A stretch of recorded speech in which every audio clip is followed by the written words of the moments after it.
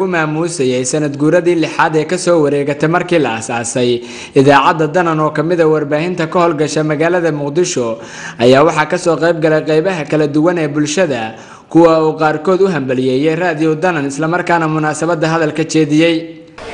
waana marka shaqaale tahay idaacaded luqadda Soomaali way u dhisan yahay si hadalka aad ku hadlayso murtiisa loo fahmo taas waa mid shaqaalaha mid maamulkana waxaan rabaa inaan ayagana ku baraarujiyo barnaamijkaas nafsadiisa in macnaha la sameeyo barnaamijyo af Soomaaliga aad iyo aad u horumarinayo maxamed deeq xaaji bare fiyoore oo la fikrad lagu asaasay radio Danan oo maanta goobjoog u tihiin sanadkii saddexaad khudbadda ma sii dheeraynayo hambaliyo waxaan kaga mahadcelinayaa mar kale ka soo qaybgalkiina wanaagsan waxaan leeyahay mar koowaad mar labaad mar saddexaad mar afraad waa mahadsantiin abaalkiina ma gudaha maxamed deeq fiyoore oo kamid ah mas'uuliyiinta sare ee maamulka raadiyo Danan ayaa u mahad celiyay hawsha wariyaasha idaacadda ka howlgala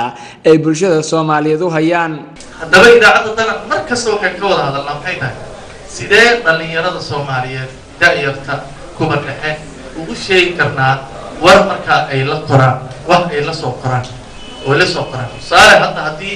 warka idaacadda Danan uu ku ekaado magaalada Muqdisho ama xiriyooyin gaaban oo kale wuxuu noqonayaa qofka maskaxdiisa inay la qorto Soomaaliya oo dhan inay tahay xamar shabeellada dhexe ugu badnaan Hiiraan laakiin idaacadda Danan siyaasad u degsan maxaa 18 gobol min ilaa raas casir ilaa raas kambooni in aad warkayso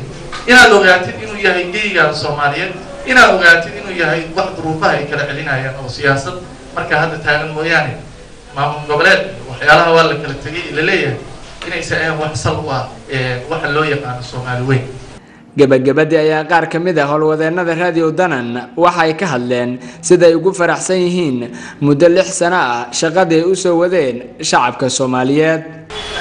aad baan ugu faraxsanahay sanad guurada lixaad ee raadiyo Danan hambalyo universal waa maasantahay anigoo ah Xaawo Axmed Shirax Xaawo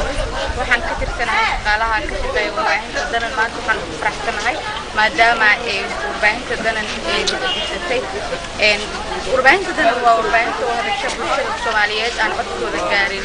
bulshada kaleeto hambalyo ayaan leeyahay agaasimaha wakiilaha warbaahinta Danan ayaan u hambalyeynaya agaasimaha Maxamed Deeq xaaji bare fiyoore hambalyo Cabdi Fataax Xasan Faarax Universal TV magaalada Muqdisho.